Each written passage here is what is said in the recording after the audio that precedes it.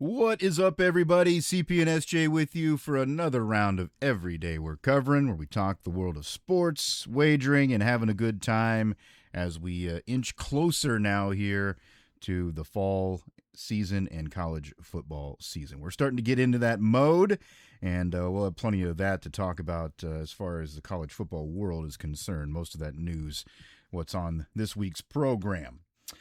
But SJ, I mean, you can kind of tell that the weather's starting to change a little bit. We've gotten rid of the extreme heat wave that we had here. I'm sure we'll get a couple of more rounds of that here before we're all said and done. But it's gotten a little bit more comfortable out there.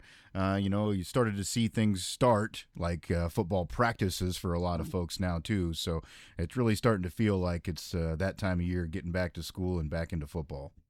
Well, of course, we're far more interested in the college game, but we do, enjoy the pro level as well. And once you see that Hall of Fame game, you kind of know it's getting legit. Even if, everyone wants to be like, I ain't watching that, which I don't, because I'm more of a college guy, NFL. But you're watching if you're a football fan, at least a little bit. Yeah. Catch it, because it's football again, and also even this year they kind of had the part I did see was a pretty cool tribute, but also like a sad deal with Chris Johnson, the running back. Man, that guy, I just remember seeing that interview, and even from the time that he did with, I think it was Good Morning America and Strahan and those guys. But from that interview to just recently, he sent him a message, and like he's deteriorating fast, which is kind of a sad deal, because you watch these guys and you just kind of figure, it's picture him as like a football player, but then you see like the other side of it, and it's like understand like the human element, I guess, sometimes is good to kind of factor into. So a little good. Sometimes we all need that little reality check, but not too often. I don't want to see that too much, because that just brings you down. But it's nice that people are kind of maybe, I guess he was a hell of a running back, but maybe not like I guess you're a big star of the league, at least not for an extended period of time. But it is nice that people seem to at least give him the benefit of the doubt, seem to kind of care about his issues, and are doing some efforts to help maybe kind of, whatever you can do to, raise money for research and treatment and all that. Let's, do some good for once, like that. That's nice to see. But, as far as football, it feels like it's back for the most part, see your little dust ups in the preseason practices and all that type of thing. It's I guess it's fun to signal the time of year, and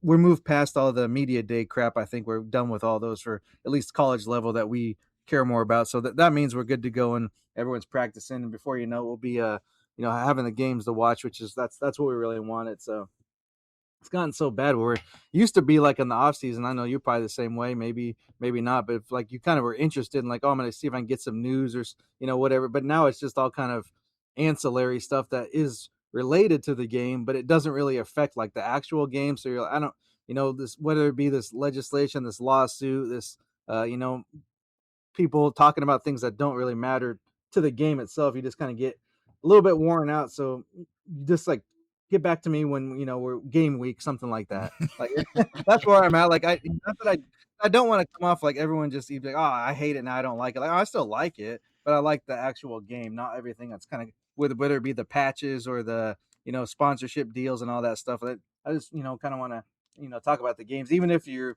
at the point where everyone's got the this is our year type of mindset. Well, that's better than complaining about money and every other day. Yeah. I know where you're at there. Like, it's definitely an interesting time, obviously, in the sports world in general, but especially when it comes to college sports. And that's kind of a good point. It's almost like, we all don't love a lot of what's happened anyways, just because of the effects it's had on us as fans.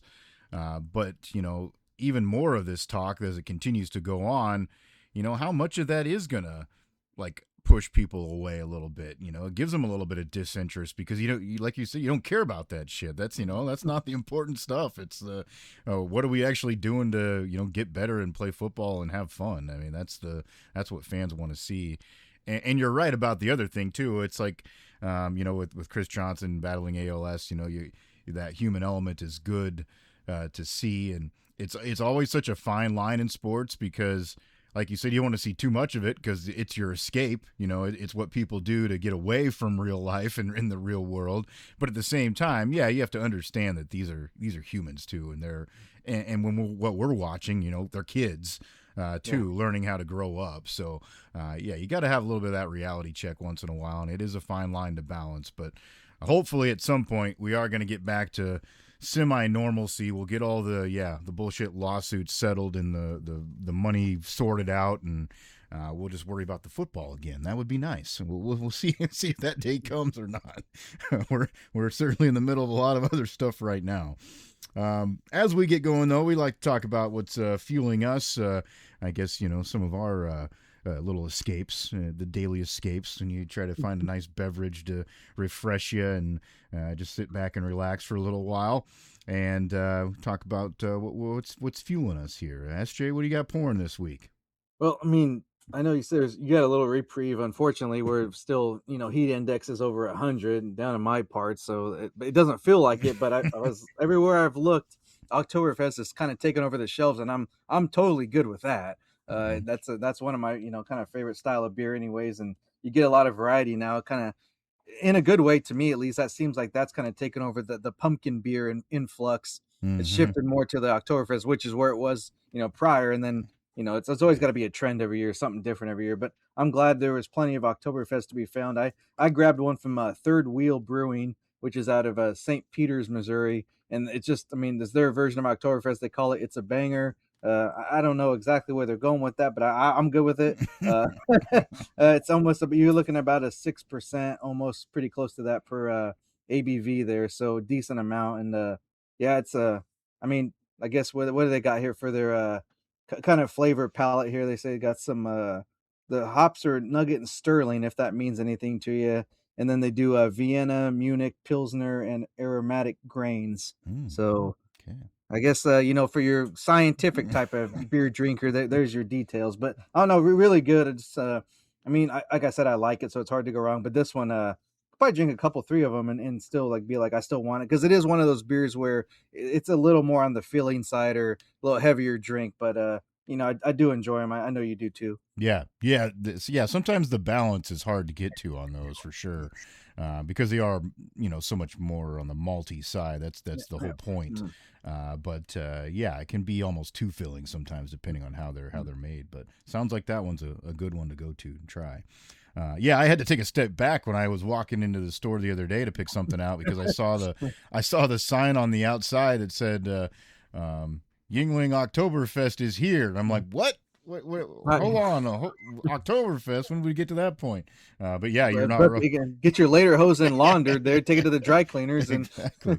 I mean, I guess we're not far away from September, and that's when a lot of those festivals start to happen. So that makes sense. But yeah, I was a little surprised. There was a lot of options that was starting to show up for sure.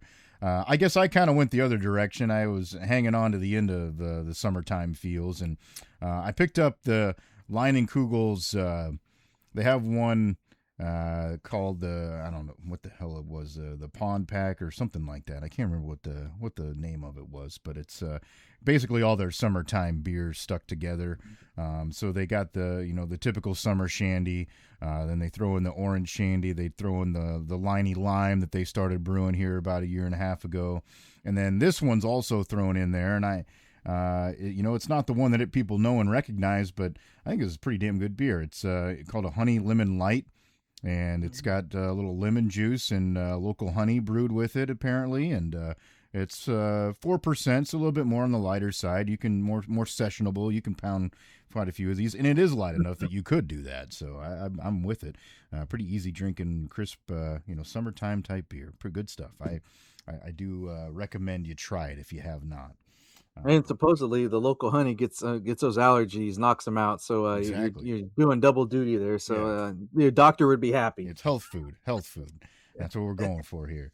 All right, so that's what we're drinking here this week. As always, if you have something that you find or you like or something new, let us know. Feel free, reach out. We'd love to try get our hands on whatever we can to try the new stuff that's out there. You'd think at some point it'd be impossible to do, but there's so many breweries out there anymore and so many varieties that it is still pretty easy to go find something different. But it just depends maybe on where you're at and what store you frequent. At some point, it does start to get a little bit more limited, and we'd like to know your ideas too. One thing we wanted to jump into here, and unfortunately, a lot of these topics that we're going to bring up are the bullcrap stuff that we were talking about to begin with here. That is just kind of getting annoying and in our way. But a couple of them are important too at the same time, because it is going to change the landscape of college football a little bit if things do happen.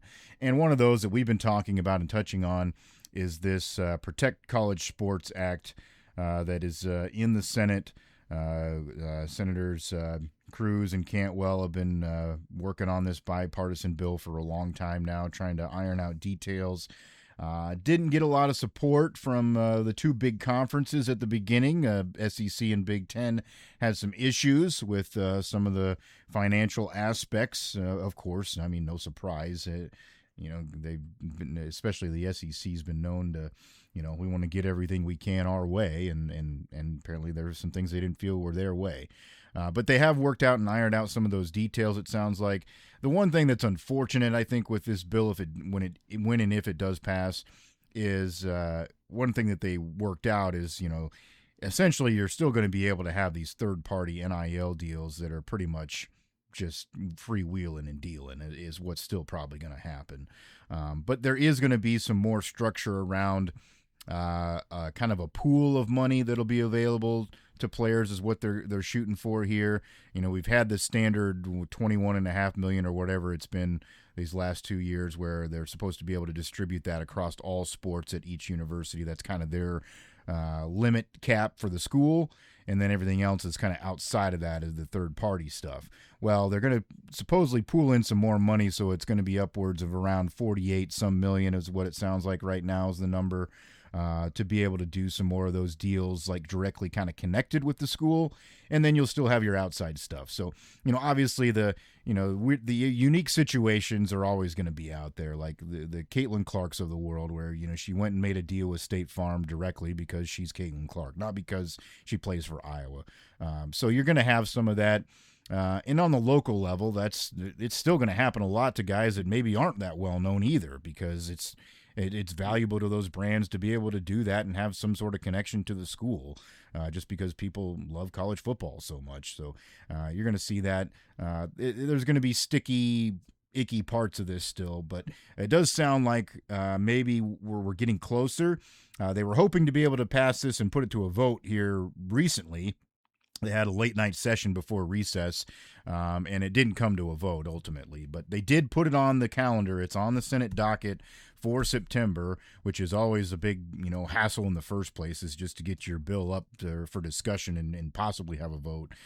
So it sounds like inching closer to this thing maybe getting passed and then maybe having an effect on how this is all ran. We know that that's not going to be the end of it. There'll be more discussion as far as who the oversight body is when it comes to the end of the day, because of course, NCAA has had its issues trying to be involved in this in the first place. So who knows where that goes, but maybe, just maybe, it's a small step in the right direction. And of course, part of the caveats too are that it's supposed to limit teams being able to jump around conferences and those types of things. So I think, at the end of the day, if it does get passed, maybe we'll get closer to a point of some of that normalcy that we talked about that we want. Yeah, I mean, especially with when it comes to legislative things, nothing's foolproof. But the last part you touched on was kind of where I guess I would be like, if you want to have like some positive mindset about it, be like, if somewhat of knowing like, well, this is probably going to keep people as happy as they can be, at least for whatever stretch this is in play for. So I guess that would be the good thing, because I mean, I've said it from the off the top there, just not really interesting to me. I understand why it's like newsworthy and it is significant, but it's just really hard to spend too much of your your brain space on this crap when just everyone's just gonna be like, oh, this isn't enough, or someone's gonna do this, that. Well, yeah, people are always gonna cheat and try to do something that they shouldn't do. That's just life in general. I'm not saying it's good, it's just that's the way things are. So but you got to try to do something. I guess that would sort of would be like maybe the good part about it too. It's like you're at least probably isn't the best and seems last minute and kind of forced and maybe shoehorned in, but if as all the complaining, I guess I've said it when we've talked about these types of issues, and even with the NIL and other stuff. It's, I mean, if you come with solutions, I can maybe at least recognize that part of it rather than just complaining about the situation the way it is. So I probably could go through it and pick things out I don't like or do like, and I don't think that these guys are probably like the heroes that they think they want to be No. with, coming up with this bill here. But either way, it's just like at least to make anything, however you have to do it, make something like black and white and be like, here's what you got to do, even with like the 5 years to play. Like, yeah, Mm-hmm. maybe you only play 4, maybe you leave early, but you know that you have 5 and that's it. Mm-hmm. Of course, talk about a couple exceptions, but so for be like, this is the money you have to work with, and this is what you get, and then I guess if you want to go under the table or side deals, that you're chance you want to take that risk, go ahead. And no one, I mean, I'm not.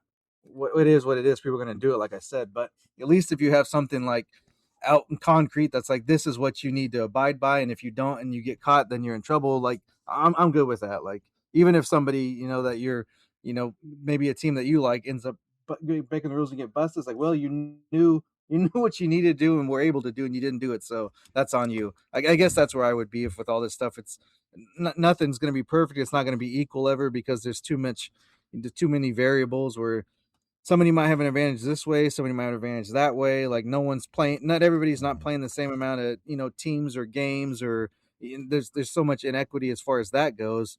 You can't expect it to be across the board equality, but you just got to do the best you can and at least make it clear. Like that's probably the biggest issue I think NCAA has come across is they're so vague with Mm-hmm. who gets what, and this is a violation, but you're not really going to get in trouble. But same violation from another school, it's like, oh, you're in big trouble, buddy. Yeah. That's Yeah. always like issues to me. It's like let's just be clear and out in the open, and then whatever happens after that, that's on you. Yeah. Yeah. That I think it's it's almost like it's sad, but it's almost like the little kid that doesn't have somebody that's a good leader, role model figure. Like we're begging for rules here. We're begging Yeah, for some right. sort of structure. Like just tell us what it is and we'll follow it. And you've heard many coaches come out and say that too. I can't remember. It was during basketball because of the whole recruiting fiasco of when you could do what. One of the coaches was just like, tell us what the rules are and we'll follow them. He's like, I don't even know what they are anymore. So what am I supposed to do? If I go do this that I think I can, and then all of a sudden they're like, oh, that's a no. You get fined. You can't see people for a month or whatever. Like, well, tell me what the hell it is and I'll follow it. And I think that's what everybody's waiting for. I mean, I guess yeah, and then even just like back in the day when you hear about a coach giving some kid a tank of gas or buying him a freaking Mm-hmm. meal, and then they just get the book thrown at him. But it's like that doesn't seem. I mean, I can understand where I guess in some with the law is the law, but then you got to be across the board where that doesn't. I mean, he was already at school there; it didn't really affect him like them winning or not winning. Yeah. Me, it seems like that's just like kind of a bit over the top, but it is. I kind of remember what you're talking about, but I don't remember who it was. But I also do think it's kind of funny when some of these coaches that now I don't have like proof because I don't cover this team or I'm not located where they're located, so I don't follow the news on a daily basis. But like the Dan Hurleys of the world that are gonna go out and be like, oh, woe is me crying. I Yeah. was like, Yeah. bro, you're probably the biggest violator in of all. So that to me, that part of it kind of doesn't. But I get what I Mm-hmm. do remember some, and I was thinking it was maybe the Illinois coach.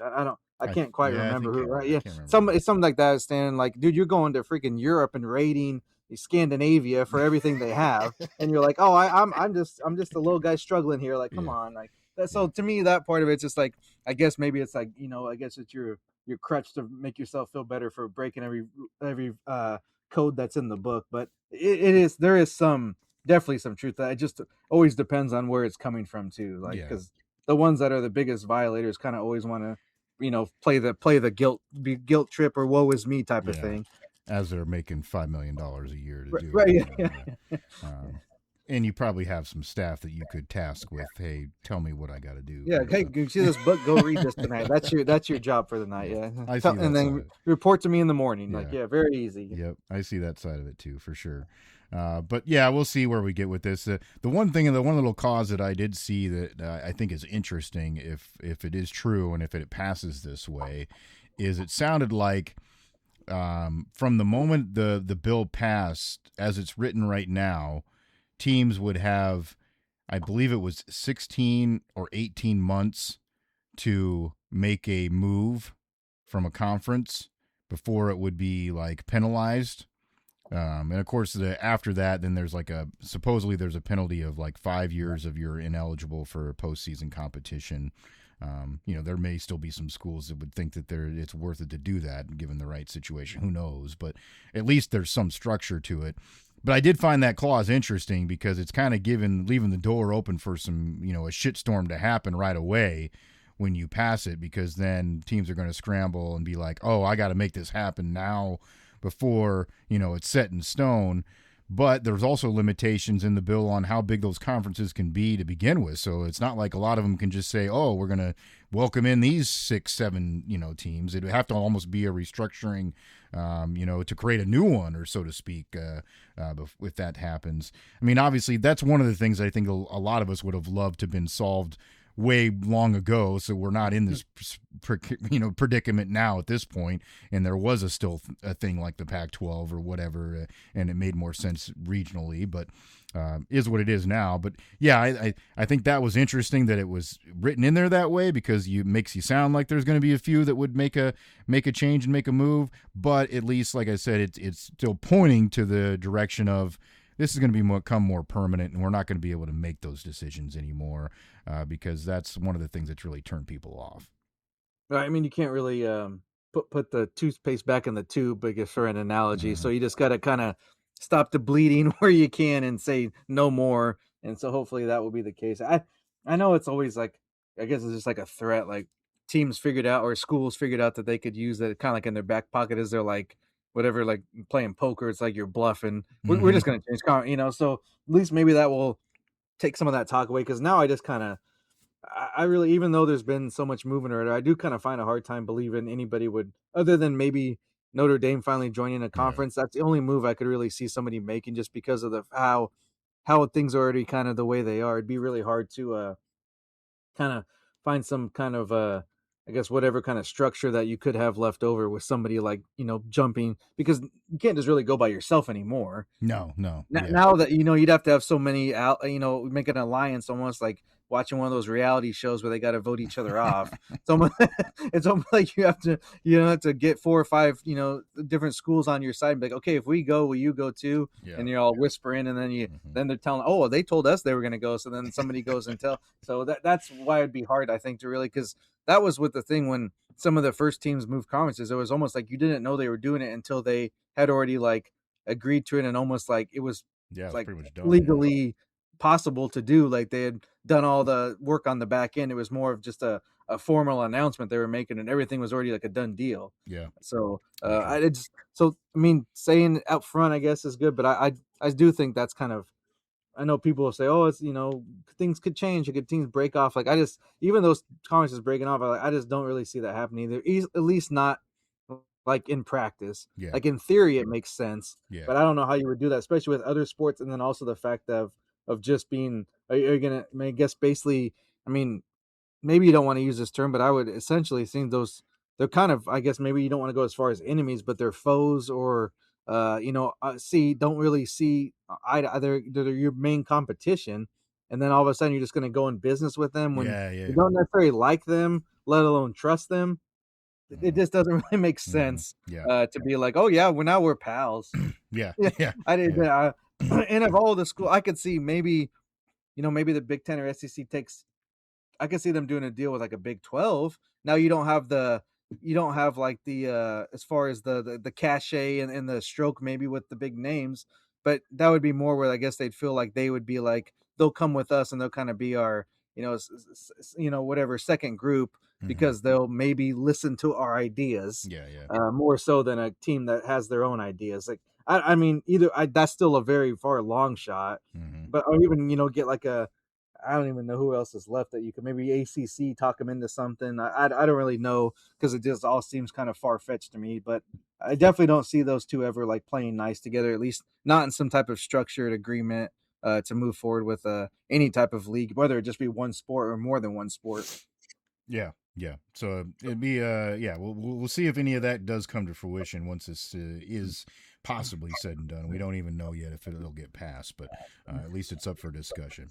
The other thing that has been, of course, causing some controversy as far as legality and non-legality has been the eligibility of players. We had a recent court injunction that has allowed players that started their eligibility now in 2002 to possibly play a fifth year this year if they would like to. That's because the new rule that was passed, where you have 5 years to play. It's 5 years. Whatever you play, you play. No red shirts. No, getting back a season because you got hurt kind of thing. It's just you get 5 years, and that's it. It all said and done. So then, of course, there were a couple of players who were like, well, I would have had my extra year this year, so I'm gonna sue somebody to see if that eligibility can happen. Well, there were a number of players that did that, I think, at different locations. I did see a story. I know there was something along the lines of a player from Colorado that was involved initially, and then I also saw there was a player, a lineman at Texas, this Cole Hudson, who was one of those that also had filed suit as well.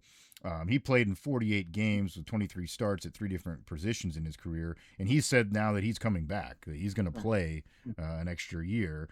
There's been other players that have done that. There's a defensive lineman at Indiana that also showed up at practice, and I guess it was kind of a shock to the media members there or whatever. Like, oh crap, this guy's back. He showed up. Nobody really knew it.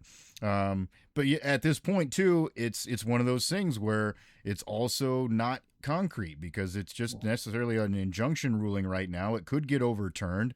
These guys could start coming to camp and be preparing, and then all of a sudden the judgment gets turned over, and now all of a sudden they're not eligible again. So it's just this is another one of those goofy scenarios that we've run into.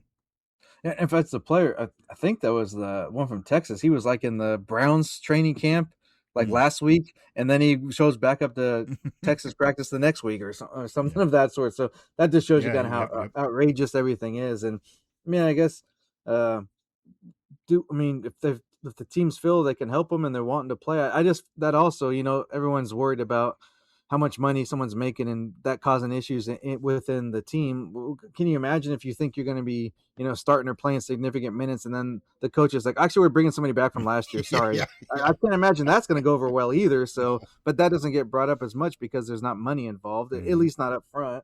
So I guess that would be more of an issue I'd be concerned about if I was a fan of a team being, of course you want the best players out there, but it is kind of, I could see where that could maybe create some issues within the, within the team of being, kind of a little too much, I guess whatever you want to call it, a little animosity there amongst the players. But I guess if the coach is willing to deal with it, so be it. I thought Cignetti was such a good coach; he could just get new players every year and it'd be fine. But apparently not. He's got to retread them too, just like everybody else. But either way, it's like we said before, it's newsworthy and all that stuff. But it is it's just one of those things. You read the headline, try to get the details, but it's hard to want to spend too much time on it because it just seems so absurd. And like as you said, it just tomorrow, the next day, the day after, it could be like, never mind, it's no good, and then another judge says can't do this. And I don't know, I guess this is an important part of it, but I'm not gonna spend too much time like thinking about it. But also, what if a player plays a couple 3 games and then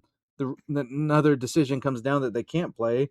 Is there forfeits involved? Is that ineligible players? Like, so that's a whole nother issue along with this. That I guess that's where I would put it as, like, to me, is it really worth that?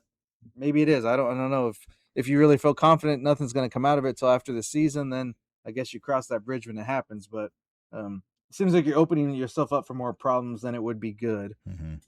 Well, and I don't know. Obviously you'd have to be in one of those kids' shoes to understand their thought process, but I just can't imagine for me if you had gone through that your season and you went through all the motions of senior day and your last game, and you went through that process and you thought that was the end.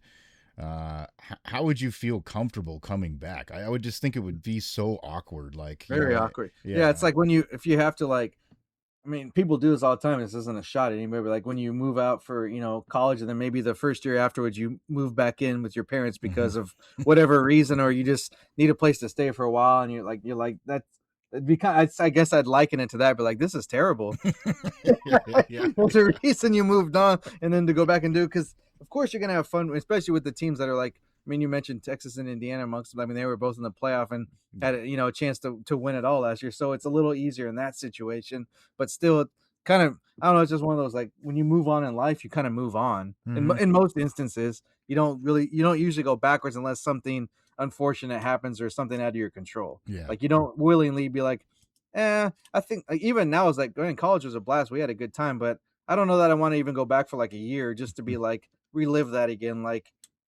it's good because you're like in that point in your life. It's Yeah, not yeah, supposed to yeah, be forever. yeah, yeah, yeah. And then, I mean, I get the only scenario I guess I really could see it is if somebody did have one of those situations where they got hurt multiple times and they felt like they were shorted. You know, they felt like they Right. missed out. Then yeah, maybe.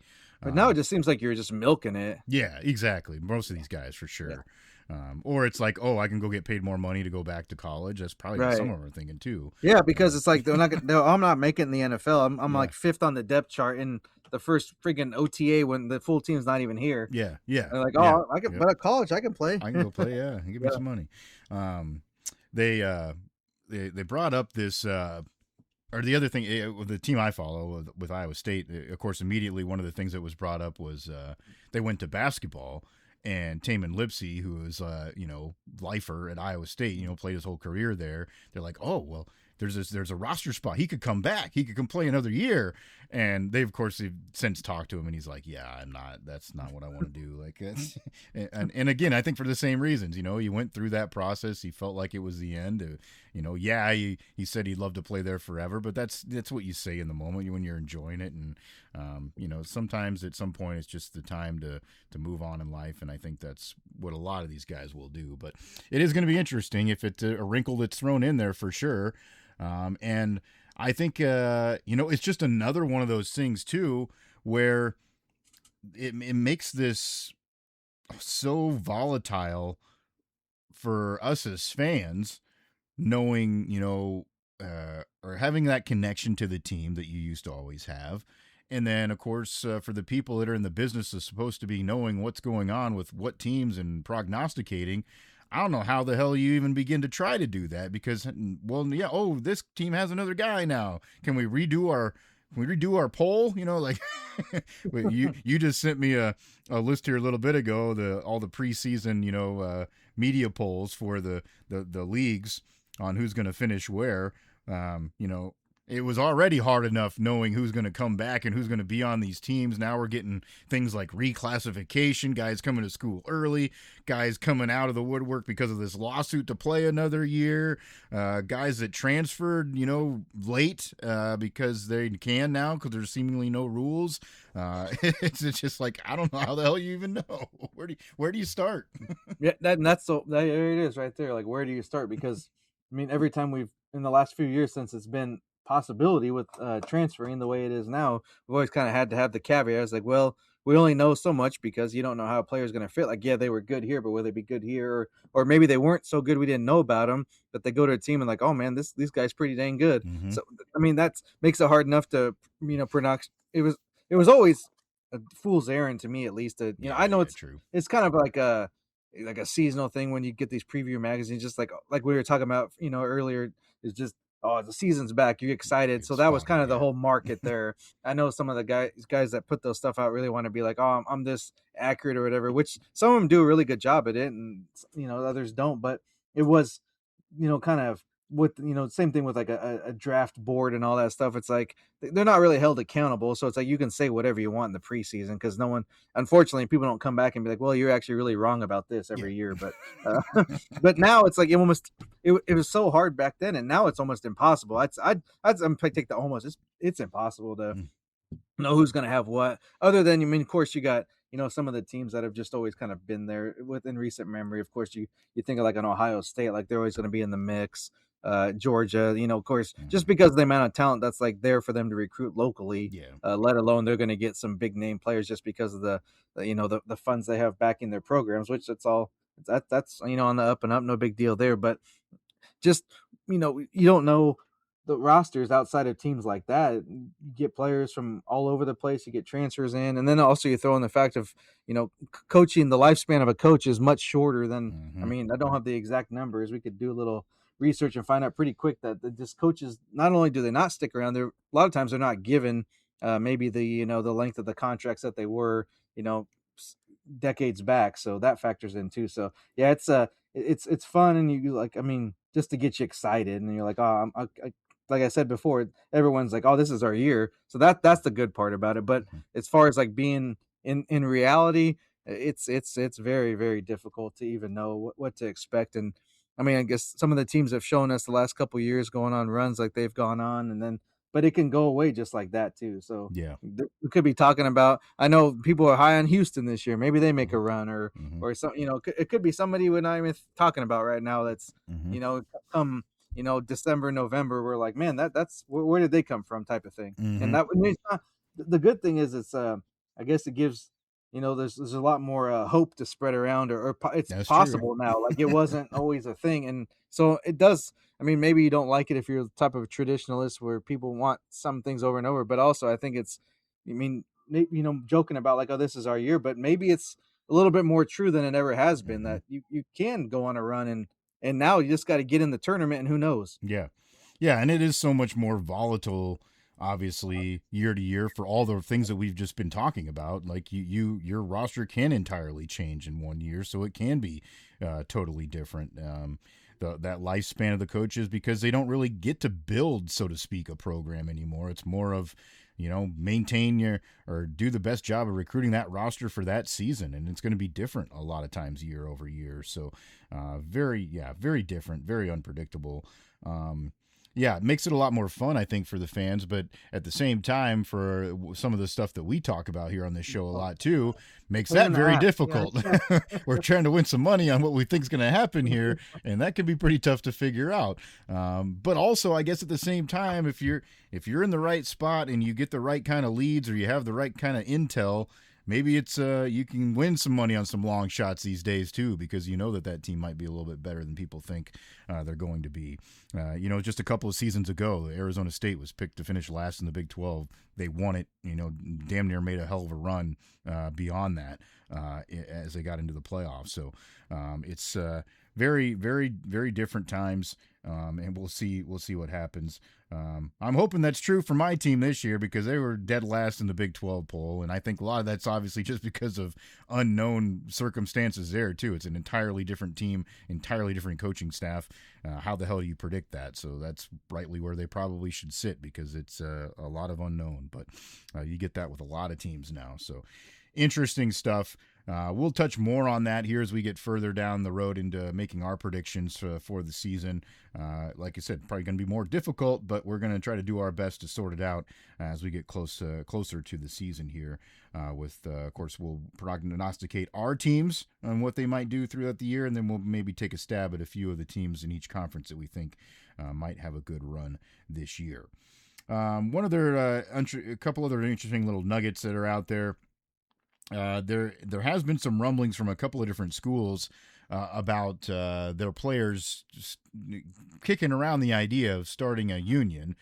We knew that this would probably come about, and there had already been talk about it before. It just kind of was not allowed under the current situation. But the more and more we skew what the financial rules of this whole situation are, it's probably going to be coming to the forefront, and they'll become more like actual employees rather than contracted workers, or whatever it is right now, so to speak. So, Oregon State's women's team has already done some of this groundwork, and then it sounds like the Stanford men's football team, and they were ones that actually had that rumor flying around a couple years ago, starting to form. It was funny that I popped up that story of you sent it to me, and they said, like, well, now they're going to kind of consider it a fraternity, so to speak, but it lays the groundwork for them to then be able to say that it's a union, and they're going to push for those labor right type deals.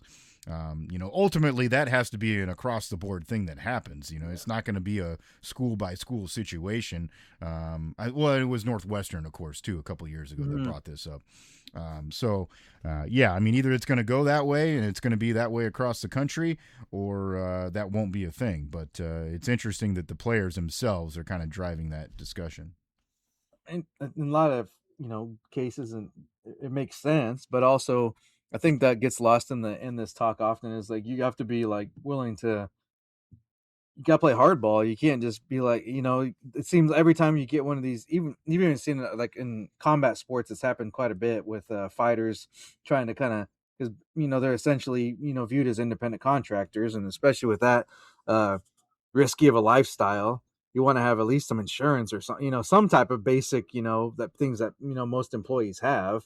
But in even with the Northwestern thing, it's like, oh yeah, we're gonna start a union, and then ask about a week or two later, like, oh yeah, I don't know, just Yeah.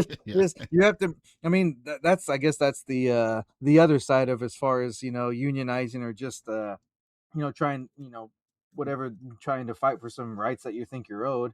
Like, you got to stand your ground and would be willing to give things up, or as far as maybe shoot, you might have to miss a season, or I don't know. That's kind of going on the I guess far side of things, but you can't. It's not just going to happen because you say we want to make a union. Oh yeah, because these people that have a lot of money are like, yeah, we'll just give you money. Yeah. I mean, you have to be, yeah. I mean, if you want to, like, it's not as big as certain things that have happened in historically, but also you're going to have to fight for what you want. It's not just going to be. Otherwise, they would be Hmm. giving it to you without having to unionize. Yeah. If it was something that was just no big deal, and they're willing to do it. So Hmm.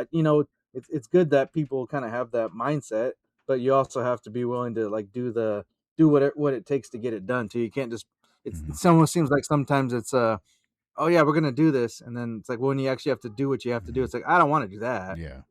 Well, yeah, yeah. Yeah, I don't do the work. I don't Yeah. know if it's good or bad, because it doesn't really affect me, but it depends on what you're asking for and what you want. But you have to have a clear parameters of what you're willing to do and not willing Hmm. to do, and what you want and what you don't want. So I Yeah. mean, I guess it almost seems like it's just kind of like a fun thing to say and do, but no one really like follows through with it, Hmm. especially at the college level, because it's not. I mean, I mean, most people probably wouldn't. They got it pretty cushy, some of the, especially at the bigger universities. But Hmm. there are things that they're still missing that are probably key. Because I know a lot of the bigger schools do, but not every school is paying for athletes, medical care and surgeries and things of that sort, which is it's very common when you're playing that level of athletics. Yeah. Yeah. Yeah. Well, and I think that's probably where the tough part of that comes into play is the fact, like you said, of getting kind of everybody on board, because you're going to have to convince the guy that's making the most Yeah, to be on board. It was like, well, I don't care. I'm getting everything I yeah, need like right I'm now. good. Yeah, Yeah. Like, why would I join that? yeah, So that's going to be the problem, I think, because the players that are really going to be interested in this are some of the non as big revenue sport yeah. athletes, and then some of the lower, the less paid ones on the end of the college football roster kind of guys. They'd be like, oh well, yeah, I deserve to have this and this and this, and that would help me a lot. You have to convince the guy at the top that it's good for him too. So, yeah, it's an interesting battle that's going to take place there for sure. If that would ever to really be a thing, I don't know, but the discussion is out there. We'll say that. Our before we wrap up here, our laugh for the week came from new Purdue athletic director Tommy McClellan. I mean, this is the epitome of sticking your foot in your mouth, so to speak, when you're getting up there to start to rev up your fan base. He gets up there for his introductory press conference, and he makes a comment about, well, if you come to Purdue if you want to win championships, not Indiana, where they don't do that, and kind of thing is what he said, is essentially. I don't remember the direct quote. I don't have it here in front of me, but obviously ignoring the fact that Indiana just won the college football national championship. One of the biggest stories we've had as far as an underdog, rising up and becoming a juggernaut that we've had in sports in a long time. And we're a lot of talk of the media. So, I mean, there's no way that this guy didn't know what he was saying, but it also is a reminder of how out of touch sometimes the guy at the top can be with reality and knowing what to say at the right moment. Well, I'm sure, especially in that state, it was basketball is probably the first sport of mine in Mm-hmm. most years, and with the exception of the last couple. So he probably thought he had some amazing dig, because Purdue has been far better than Indiana in basketball Yeah. over the last decade, maybe a little further than that. But the fact that how big of a story Indiana football has been the last 2 years, you literally had to be like maybe like in a coma. That's about the only way you wouldn't know. And just say that, like, with the way that whatever online social media stuff, like that's gonna get picked up. Like and I guess maybe he's just not a good public speaker, so he just was like nervous and trying to get through it, and he had something prepared, and he thought, "Oh, this is gonna, get." Of course, the whole thing was to get there, get everybody riled up behind you and be like, take a dig at your rival, which that makes sense, but you got to come up with something better than that because that was just, I mean, I don't even like Indiana, but I'm like, dude, that was the stupidest shit you could ever say.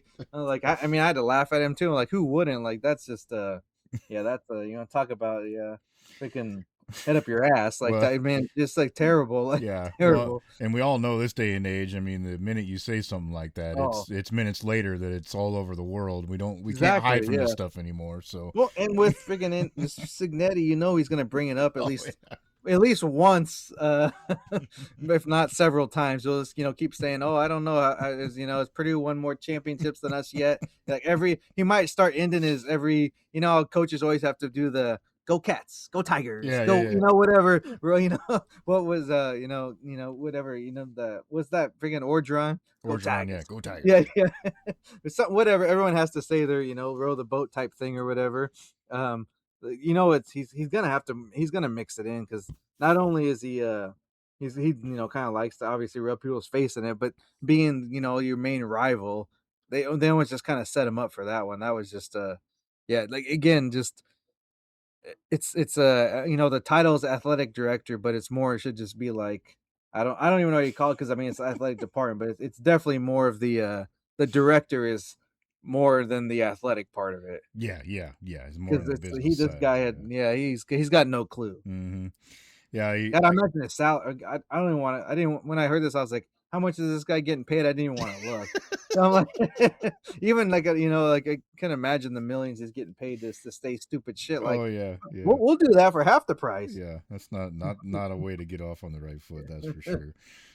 Yeah, the direct quote was, "We are here to win championships. If you don't want to win championships, go to Indiana." So And also, I mean, I guess I'm trying to think of like even Olympic sports. Like, when's the last time Purdue's won a championship in something? yeah, I don't remember. I So, mean, like that's the other part of it. Not only are you dumb enough to call out a team that just won a championship, I'm trying to think of the last time Purdue's maybe won like something. I don't know if they won like a Big Ten tournament championship or something in basketball at some point. I don't That remember would be how. about it because I was trying like football, obviously not. I was saying volleyball, they've been okay, but they're not going to win a championship in that league with the other teams in there. Yeah, Like, I don't know if they got a hell of a field hockey team. I know that's maybe. big, Yeah, or that's big in the Big Ten, or hockey, like just regular hockey, like rowing. Like I'm that's the other part of it that kind of got missed because the Indiana part was so asinine because they literally just won it. It was like the biggest story of all of 2026 football, and also you saying we're winning championships when you're actually not. yeah, yeah, yeah. Double whammy there, but. I guess he was on a show after that to try to save some face here and there, and he said, "I'm sure." He's like, "I play golf. I'm sure you play golf. Every now and then you line it up on the first tee, and you're really excited about that round, and I put it right into the water." He's like, "I got to put it back, tee it up, and I got 18 more holes to play." Yeah, but you ain't living that one down. But Yeah, I that's mean, I it. don't You know. also had how many weeks and days to prepare for this speech, so that one doesn't really Yes. fly. Yeah, there's Unfortunately, no yeah. unfortunately for him, that may be what he's remembered for, and it may be over faster than he wants to know. But We might have to bookmark that one. That might yeah. come up when his resignation speech. Oh, good stuff. We've got some more things that we're going to touch on too that have happened news wise here a little bit down the road. So we'll line that up for you. But I think next week on the program, the plan is to kind of go through. We did this last year with our two squads to try to see how maybe dumb we are and prognosticating for a season that can be very Hey, difficult. well, that's the thing. We'll put our necks on the line at least. We might say other Yeah. people don't know, but we'll at least we'll give it a try too. Yeah, and honestly, last year we did pretty good, so we'll see how it goes this time around. But for Nebraska and Iowa State, we'll take a look at the full season schedules, make our predictions for the year, and then we'll put the graphics out there for you too, so we can own up to it. And you can follow along throughout the year and maybe make a future play if you believe what we're talking about coming up next week. So we'll do that on the program. We'll also, touch on some other new stuff that's going on, and then we'll start diving into the conferences themselves a little bit further on maybe some of the favorites and dark horses that we see for the upcoming season. If you've got any topics that you want us to hit on, please reach out. You can find us on Twitter at SGMBets, at CherokeeCP. Those are the handles there. Follow and yell at us all you'd like. And then if we'd love it, if you like, subscribe, get the notifications on the podcast, available on all the major podcast platforms. Our home happens to be at Spotify, but you can find us anywhere. And then the YouTube channel, subscribe, get the notifications there. Of course, that'll start to fire up hot and heavy here as we get into football season. We start making our plays week to week on that platform as well. All right, that's going to wrap it up for this week. That's SJ Munoz. I'm Chris Parks. Thanks for joining us for another round of Every Day We're Covering. We'll see you next time for some more covers.